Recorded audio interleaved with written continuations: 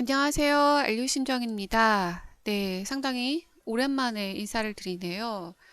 어, 제가 좀 컨디션도 조금 그랬고, 어, 이것저것 좀 생각할 것이 좀 있어서, 유튜브 영상 만드는데 조금 게으름을 피운 것 같습니다.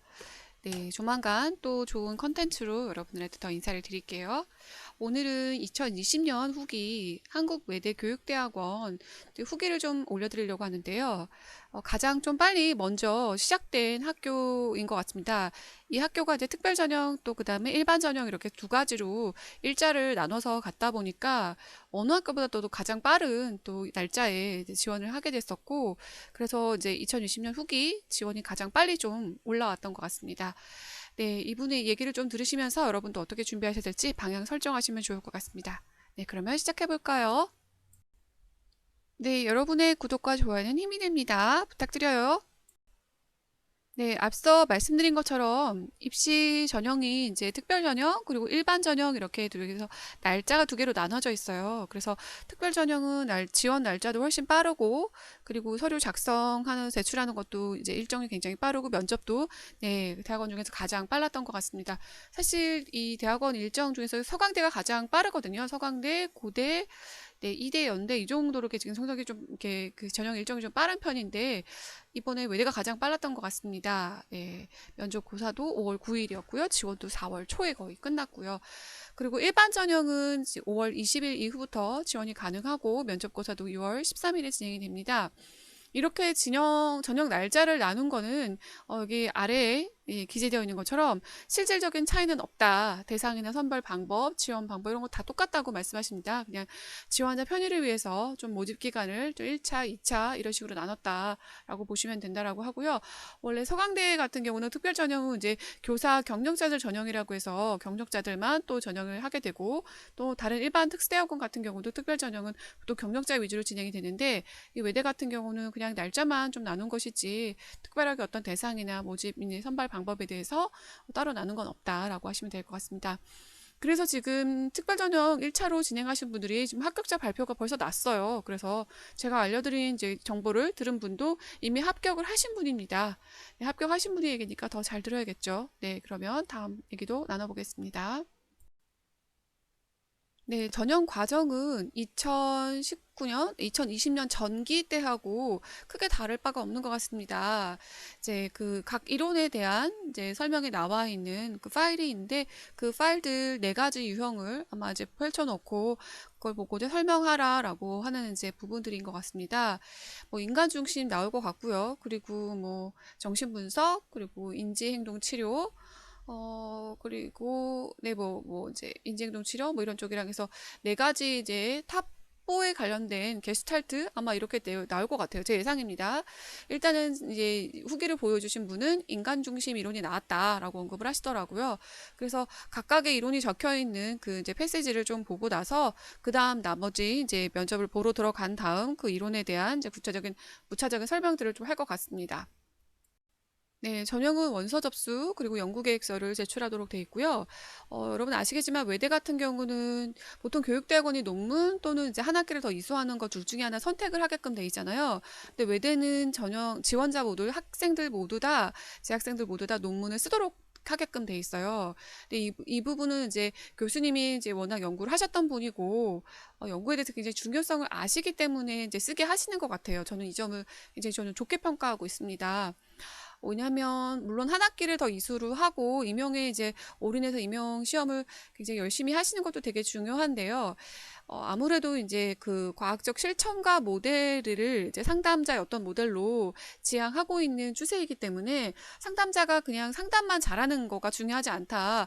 과학적 접근과 과학적 근거에 의해서 연구적인 역량을 굉장히 강조하는 이런 추세이거든요. 그래서 논문을 쓰고 연구를 할 수 있는 역량이 있다라는 거, 그리고 과학적인 근거에 의해서 연구를 좀 살펴볼 수 있다라는 부분, 내가 어떤 상담적인 기법이나 개입을 할 때 과학적인 연구의 근거를 기반으로 해서 대해서 진행을 해야 된다라고 요즘에는 보는 추세이기 때문이고, 그런 모델들을 또 이제 뭐랄까 강조하고 있는 추세이기 때문에 사실 저는 논문을 써야 된다고 생각을 해요. 과연 논문을 쓰질 않으면 석사라고 얘기를 할 수 있을까? 또 여러분들도 나름대로 어떤 그런 논문을 쓸 수 없는 너마다의 어떤 사정은 있겠지만, 저는 과연 연구자라고 한다면 논문을 꼭 썼으면 좋겠다는 생각입니다. 네, 아무튼 이 학교 같은 경우는 이제 논문을 꼭 쓰게끔 돼 있기 때문에 학업계획서라는 용어보다는 연구계획서라는 용어를 사용을 하신 것 같습니다. 근데 여러분이 쓰시는 이제 학업계획서랑 거의 비슷한 패턴이다라고 보시면 되고요. 지원 동기, 그 다음에 연구 계획, 그 다음에 지원, 졸업 후 진로, 졸업 후 진로, 이런 식으로 이렇게 세 가지의 어떤 가닥으로 작성하게끔 돼 있습니다. 네, 여기는 서류 전형 보고 나서 뭐 탈락하는 거 없고 지원자 모두 면접이 진행되고요. 지원자 4명과 교수님 2명 이렇게 진행이 되고 있다고 합니다. 그래서 패시지를 좀 주시고 나서 그거를 앉아서 한 10분 정도 읽게 한 후 그 다음에 면접을 보러 들어간다고 하고요. 아마 10분 동안 읽게 한다라고 하는 건 4분에 대한 면접이 10분 동안 진행이 된다라고 보시면 될 것 같습니다. 네, 그래서 면접을 이제 진행하실 때는요, 그 전공 질문에 대해서 여러분들이 아까 읽으셨던 패시지에 대해서 그 이론의 이름, 그리고 그 이론의 대표적인 학자, 그리고 상담을 어떻게 개입하는지, 그리고 이런 그 나머지 어떤 주요 개념들에 대한 추가 설명, 이런 부분들을 이제 하도록 요구를 하신다고 합니다. 네, 제가 보기에는 뭐 ABCD 가장 큰 탑4에 해당되는 정신분석, 게스탈트, 인지행동 치료, 그리고 인간중심이라고 한다면, 여러분들이 이론 자체에서 그렇게 어렵게 대답하기 힘들 것 같지는 않고요. 여러분들이 이론을 정리를 하고 공부를 하실 때 이 구술로 이렇게 정리를 하는 연습들을 하시면 좋아요. 예를 들면 이 이론의 이름, 그리고 학자, 그리고 이 이론이 추구하는 어떤 철학관, 그리고 상담 방법, 상담 목표, 그리고 상담에 대한 주로 개입 방법, 기법 등, 그리고 이 이론에 대한 뭐 주요 장점과 한계점, 이런 부분들을 짧게 한 12줄 내지 15줄 정도, 또는 7, 8줄 정도로 정리를 하시는데, 책을 보고 따라 쓰는 게 아니라 여러분의 언어로 표현해서 정리를 하시면 핵심만 딱 뽑아서 표현하시기도 편할 것 같고요.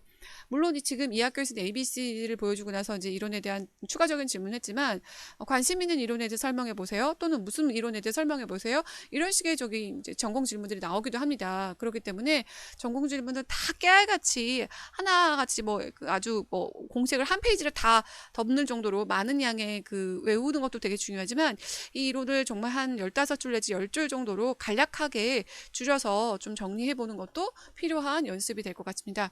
인성 질문에 대해서는 뭐 지원 동기 하나 묻고 다른 어떤 질문들은 하진 않았다라고 말씀을 하신데요. 아마 이 지원 동기 안에 자기소개, 장점, 그리고 비전, 이런 부분을 다 섞어서 좀 표현하면 좋을 것 같습니다. 지원 동기 말씀해 보세요. 그렇다고 해서 제가 이런 이유 때문에 지원하게 됐습니다. 이렇게 딸막하게 답변하시진 않고요.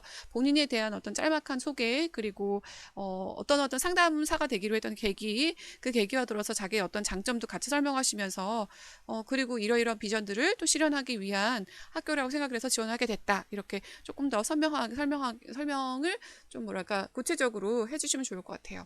예, 그 시간은 1분 넘지 않게 하시면 좋을 것 같습니다.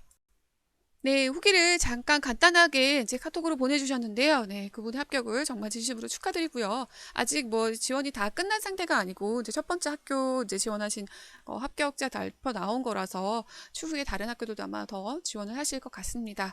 네, 다른 학교까지 더 네, 잘 진행해서 잘 보셨으면 좋겠고요. 대학원 합격도 사실 중요하지만 이제 전문 상담 교사가 되겠다고 결정하신 분들은 사실 임용시험이 더 중요한 거잖아요. 네, 그래서 좋은 학교 잘 선택하셔서 임용까지 좋은 결과 있으시기를 기원합니다. 네, 여러분들도 좋은 결과 있으시기를 바라고요. 시간이 조금 이제 얼마 안 남았어요. 6월 중순 또 하순에 또 진행하시는 학교들도 꽤 있잖아요. 그러니까 여러분들도 잘 준비하셔서 또 좋은 소식들 전해주시고요. 또 잘 합격하셔서 또 알류신명 통해서 여러분을 합격 후기 전달해 주시면 너무 좋을 것 같습니다. 네, 그러면 저는 다음 포스팅으로 만나 뵙겠습니다. 여러분 건강하고 행복하세요.